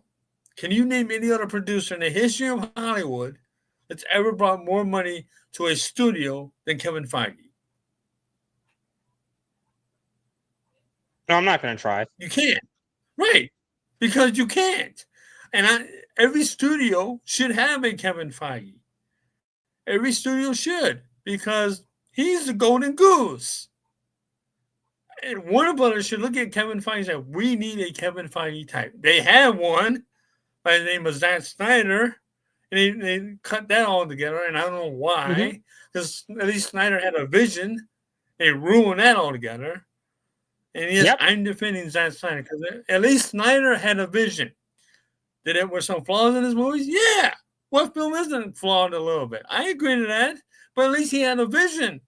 Gunn doesn't have a vision. But that's besides the point. And I'm defending Zack Snyder. But there you go. That's my rant. And defending Zack Snyder is always welcome on this channel. And exactly. I have not always agreed with everything Feige has done. I have not. But at least he knew what to do with Born Again, and I give him respect for bringing this actress back, and I totally respect him. I guess, Fox, anything else you want to say about Vanessa Fisk? No, I mean she gets more devious that's in the new series, but we'll say that for our next topic next week or whatever. But oh my god. So move on. Foggy's family. I guess not too much to say about them. I like that his mom was respectful of him wanting to be a lawyer, but they're still like, hey, could you like give that up and run the shop with us? I'm like, yeah, I don't think that's how that works. I mean, people got to be their own person sometimes. But I like seeing Foggy's family. They really do care about him, and his brother was an idiot, obviously, making Foggy almost surrender to Fisk, but they do seem to love him and support him, and it was really nice seeing that. Really nice seeing more of Foggy's backstory. Not too much to really say about them, but what are your thoughts? It's just your typical family dynamic. They got the family business, and they want the family to run the family business. I understand that. I've gone into restaurants or whatever where a family runs the family business, and it's just how that works. When you have a business and you want to be able to pass it down to your relatives, you would like them to do it. Doesn't always work that way. Some family members don't want to work in the family business. They want to go out on their own and do their own thing. I understand that too. And that's what Foggy did. He didn't want to be a butcher. He probably could do a great job as a butcher, but he wanted to be a lawyer. And who knows? Now that Foggy has his own practice, he could probably have some flexibility with Murdoch and Paige, but still he has some flexibility to help out. So, but now, anyways, Sure. Mitchell Ellison. What's your thoughts on this character? It was not really that much. It almost seemed like they were trying to push him out of the storyline in a lot of ways because he didn't really have that much of a role this season like he did in the previous seasons. But I didn't hate him or anything. He redeemed himself by giving Karen her job as a journalist, which I'm still trying to figure out. Don't you need to go to college to get a degree in journalism to be a journalist? How the hell does she get that job if she's not have a degree in journalism? I don't know if that's a real thing or not, but I have to look into that. I think I had an answer for that last time we did a show, but I'm too lazy to look Other that than up that, again. I don't know if you need that. I don't know if that's a real thing or not. It seems like it should be a real thing, right? I don't know. Move on. But anyways, I feel like he had a great role in the first half of the season, and then after that argument with Karen, but you could see he's hurt. People died. His people died. Yeah. And he's like, you gotta help me out here, and fired Karen. But you could feel the pain in his voice. And that's where I say he had a big role the first half of the season, and then it's like he doesn't really have a role again until the end.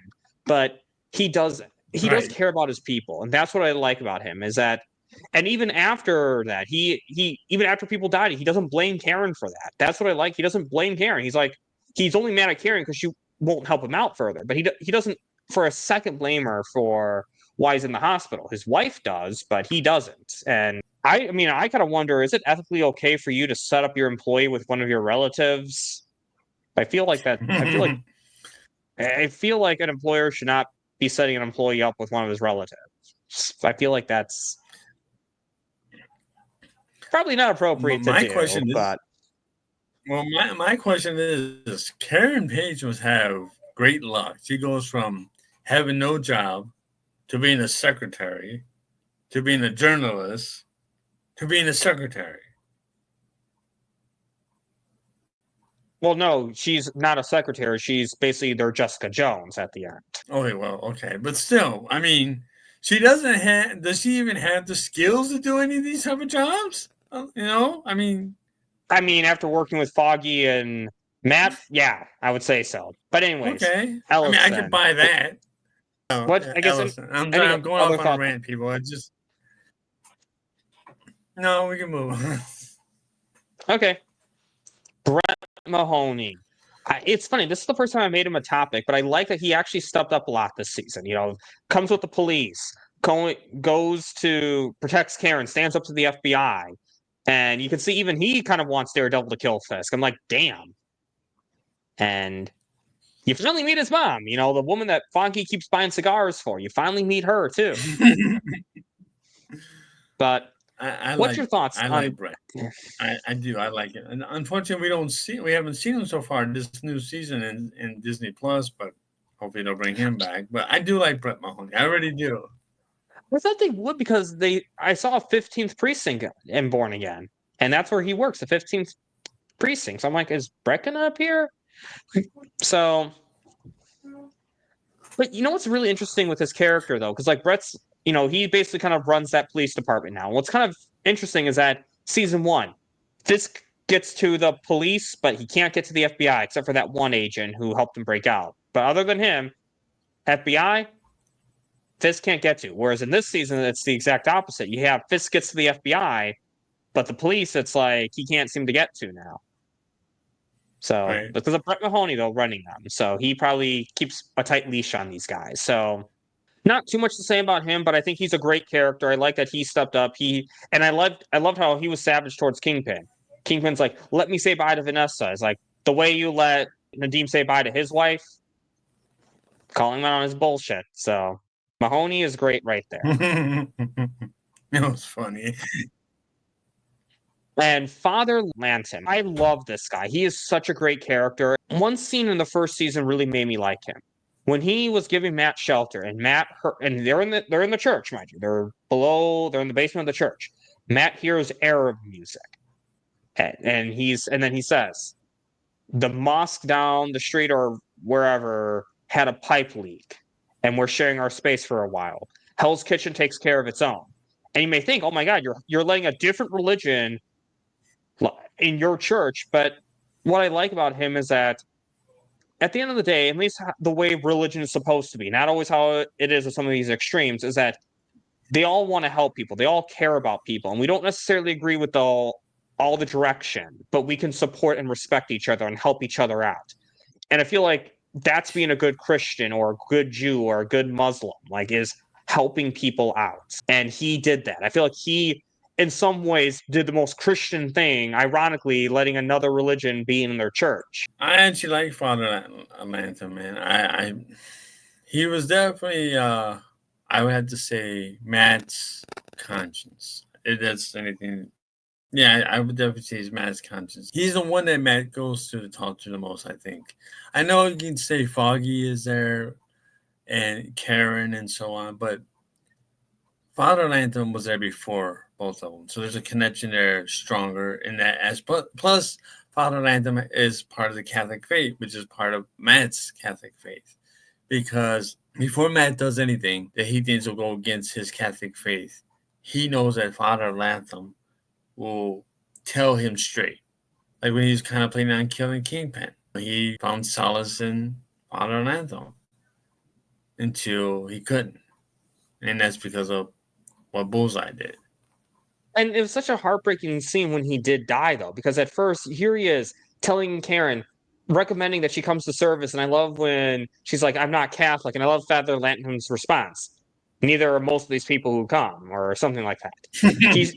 It's what I like about Father Lanton is he's a realist. He's a very realist priest, but he still wanted to help. Because one thing I think that's really good, I say about religion, I think that can be really good about religion. I think there's a lot of lessons that can be taken from any religion that can be applied whether you're religious or not. I've sat through enough sermons, and there's plenty of stuff in there that can be applied, even if you don't believe in God, even if you don't believe in Jesus. I think there's a lot of great lessons in there. And I like that he said that to Karen. It's like, you're down here, come up. You could still get something out of this. You don't have to believe in God, but you can still, some lessons in there you can apply. And I really liked that. And it was so heartbreaking when he died, and because he helped keep that secret with Matt Murdock his mom being alive, and he thought he was doing the right thing. And let's be honest, last time they talked, Matt and him fought, and he says, "Forgive us, Matt." He whispers that, knowing that Matt can hear him, but Matt will never get to apologize to him again. Matt will never get to do that. For all he knows, Father Lanton died thinking that Matt hates him. Now, I'm sure that he realizes that Matt would have gotten over it or would have forgiven him eventually, but it's that lesson. You want to be careful what you say to someone, because you never know when's their last moment, the last thing you said to them. And unfortunately, that's what Matt has to go through with Father Lanton. You don't see him a lot in it, but when you do see him, he's so great and a really great character. a very realistic character, not just by his religion, but he does other stuff. Just seeing him play pool in the bar, too. Just another thing that adds layers to his character. I really like that. Overall, great character. And now Sonic's the moment you've been waiting for. I kind of cut you off a little bit, but now here is this topic. Go. That fight. I got to put that fight up there with all the greatest comic fights I've ever seen. Some might actually say, I don't know if I can say this, but some actually say that's actually better than the big fight at the end of Avengers Endgame with all the heroes versus Thanos' army. I'm not going to say it's better or worse than that. It's two different type of fights. This is more scaled down in scope, of course. But that's fine. You always had to have hero against mega villain. You can have regular hero against regular villain. And we have a three-way match here. Even if you take Bullseye out of this equation and just have Daredevil and Kingpin, it's still great. But when you add the wild card, which is Bullseye, into this, it makes it even greater because Vanessa is in danger because Bullseye wants to kill her. And Daredevil stops him. Kingpin stops him. Kingpin paralyzes Bullseye. We see that. Temporarily until he gets his little upgrade. Right. And he paralyzes Poindexter, not Bullseye yet. You're right. I'm so used to calling him Bullseye, but you're right. He paralyzes his debts, and it takes him out of the fight. And then we see both Daredevil and Kingpin going at it. And the way the punches look, how Daredevil's hitting Kingpin in the face, looks real. I'm sorry. That looks so real to me. I thought I was like watching Raging Bull with Robert De Niro again. That's how real that looks. Have you ever seen that movie back then? It's a great Robert De Niro film, 1980. Great and based on a real story of Jake LaMotta. Go look at that movie. It's filmed in black and white. The boxing scenes in that film, oh my God. But this looked almost like that, man, the way he's punching him. And like he tells him, you want me to kill you. You don't get a chance to stop me for who I am. And the dialogue, and when he tells him, I beat you. I beat you. That is such solid writing. Yes, I know we have our issues with what happened with Nadeem. I get it. I understand that. And if I may be a little biased here, which I probably am, I have to embellish more for this episode alone because this fight scene is the culmination of this whole season, how it built up to it, how that the story just drove these two to go at it. And even when it's all over and Daredevil tells Fisk, I will prove that Vanessa had Agent Nadeem killed. And you will never see her again. And he walks away from the FBI when the police are coming up. And Mahoney gives out one of the best lines ever. That's not the real Daredevil on the floor. That is. I just walked out. That fight scene alone, that episode of that whole fight scene alone, by itself, away from the rest of the season, is a 10. That fight scene is a solid 10.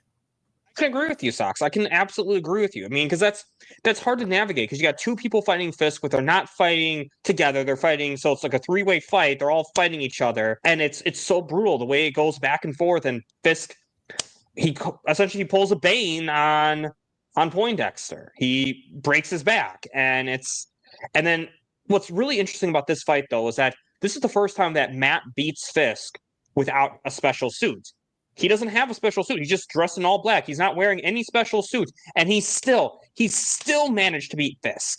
And that, even after fighting Poindexter, even after fighting him, he still won. In that moment, he's like, I beat you. Like, he just wanted, a little pride there.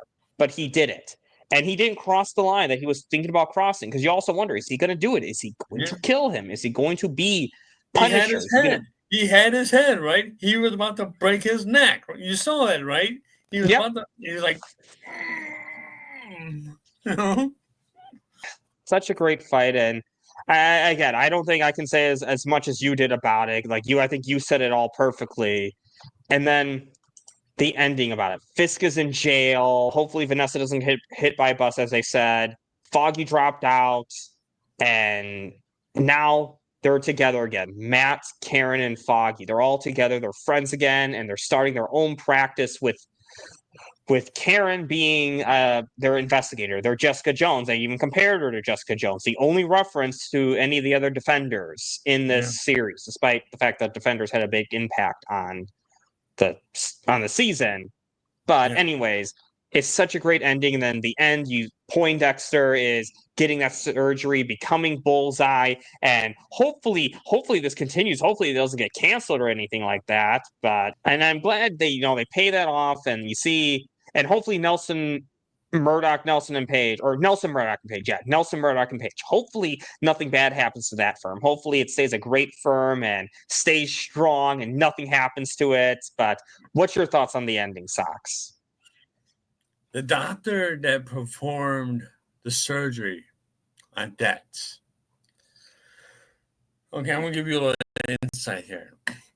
It's adamantium. He has adamantium inside of his body in different parts. They couldn't call it adamantium because at the time the final episode of season 3 came out, Fox still owned the rights or just lost the rights to all things X-Men and all that to Disney, because Fox at the time owned the rights to adamantium. So Disney could use the word adamantium, but now they can't. The doctor that performed the surgery on Dex is Dr. And forgive me, I'm going to get his name wrong. I want to say Dr. Yogamoto. I may be pronouncing that wrong, so I apologize. He's a Japanese doctor. That doctor is Lady Deathstrike's father. Lady Deathstrike is the woman that fought Wolverine in X-Men 2. Oh, okay. There's a connection there, right? He's the one that performed the surgery, and that is in the comics as well. He put that into he was part of that whole adamantium bonding process. That's a whole other thing. I know. I'm not gonna get into that because that'll be like an hour-long conversation right there. But he is her father. So Dex does have adamantium in his body, in his spine and other parts of his body, and he does have a healing ability as well, of course, because you need that. Because if you didn't have that, you would die of adamantium poisoning, like what would happen to Wolverine. So that's a whole other thing altogether, also. So, but yeah, and as I wish they would have called in Bullseye. I know they didn't. Marvel has this habit of not revealing the final suit or the name of a character to down the line in the series or a movie or so on. I get it. They've always done that. And I'm used to that, but all in all, I was glad to see, Foggy, Matt, and Karen get their place back in business. And we find out that, Dex has got his adamantium spine going on. And Kingpin was in jail at that time before they came out with the new season that's currently going on now. But yeah, I enjoyed the ending to it. It's bittersweet because at the time we Daredevil fans didn't know it was going to come back because we had heard that it's over, and I was a part of the whole hashtag movement, Save Daredevil. Because, what the heck? No, you're not canceling my show. No. I mean, you're part of the whole, sell Snyderverse to Netflix. I was part of the whole Save Daredevil thing, And there was a lot of us. And I know your side of the fence is like, wait a minute, man. Disney gave them what they wanted. We deserve what we want. And you do. Mm-hmm. Yep. You do. I'm not arguing that. You do deserve your arc. We got ours. You deserve yours. And it came back 7 years later. Just saying, right. It doesn't.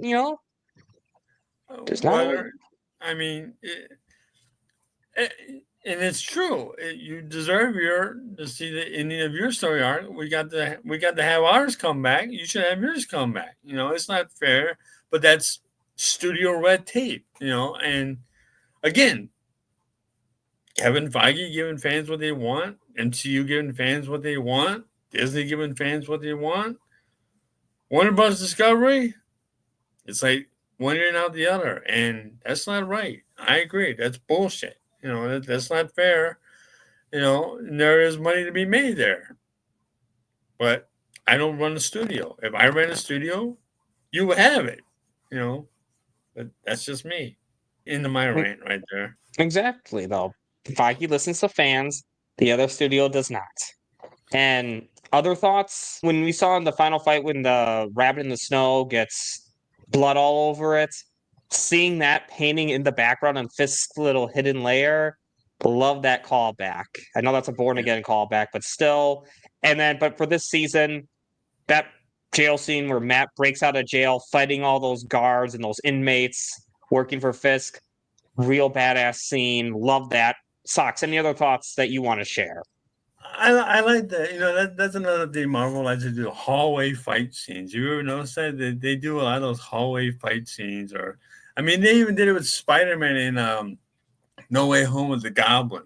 That was a bit of a hallway fight scene, right? Oh, yeah. Yeah. Before the final fight at the Statue of Liberty. So Marvel does that, and they've been doing it since Daredevil season 1 with that hallway. So you're getting used to that. I know I am. I kind of enjoy that sort of thing because, especially with Daredevil, the Spider-Man, he can go a little bit longer, but Daredevil's only human. He don't have any super strength. He doesn't have any, special other abilities other than his radar sense. He's a martial artist. Don't get me wrong. He's a badass fighter. I wouldn't want to fight him. I'd get my ass handed to me. That's a fact. But it looks real when he fights, man, because it looks like, he's getting tired, he's getting worn down, but he keeps going. And I enjoy that real type of storytelling because it shows you, like, okay, I can take on X amount of guys, but eventually my body's going to dude, we need a break here. So. Yeah, exactly. He's human. He wears out. Unless you're Batman, you're going to get exhausted as just a regular human. Unless you're Captain America and you can wear out anyone known as wearing a bat suit.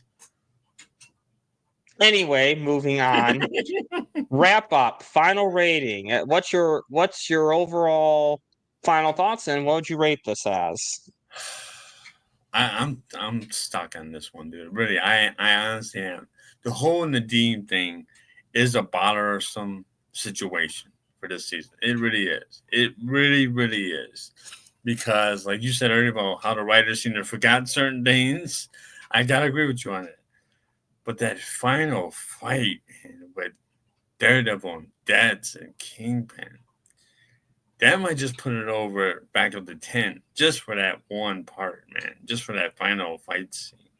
I might change my way of thinking at a later point, depending on when you ask me. I gotta go 10.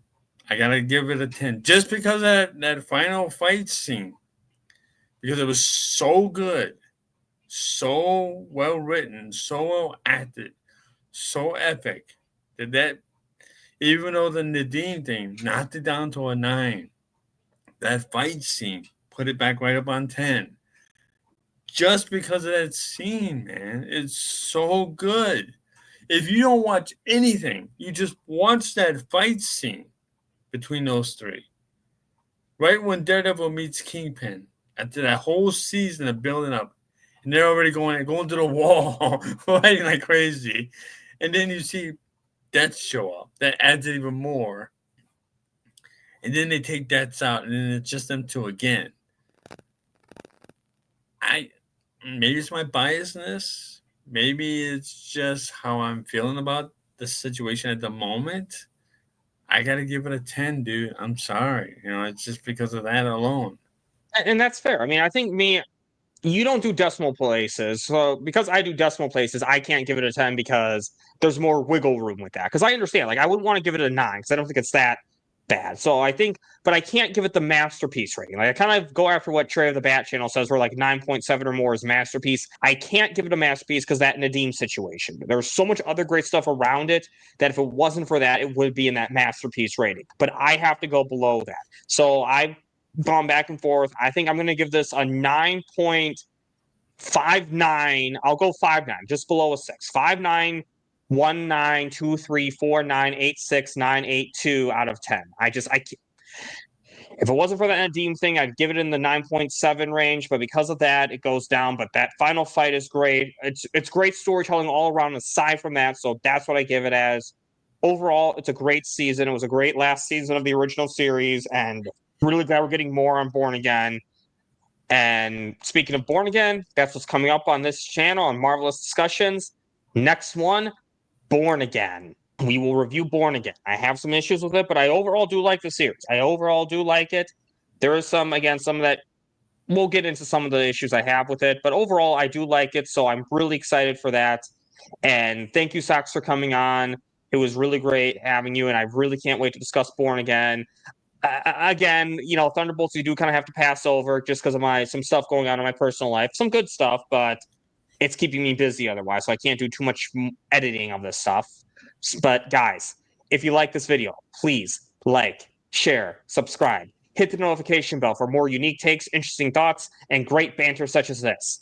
And on that note, any final words, Sox? Ta-ta for now. Have a marvelous day. Hello. Thank you for watching for those of you who made it to the end. I just want to apologize for the delay of this video, as well as the delay of getting new content up in general. I've been so busy with the move that I've reduced to clips and shorts, but I promise you I have more new and exciting content coming up. So thank you all for your patience. Hopefully we'll be getting back on track soon. And also, thank you to my marvelous co-host, Sox Bulletins, for his patience as well in getting this video out. I really appreciate it, and I can't wait to do more new and exciting Marvel content with you, and just more content for this channel in general. I'm really excited to cover this all, especially once a certain Superman movie flops. So thank you all again, and have a marvelous day, have a space-tastic day, and have a bat-tastic day.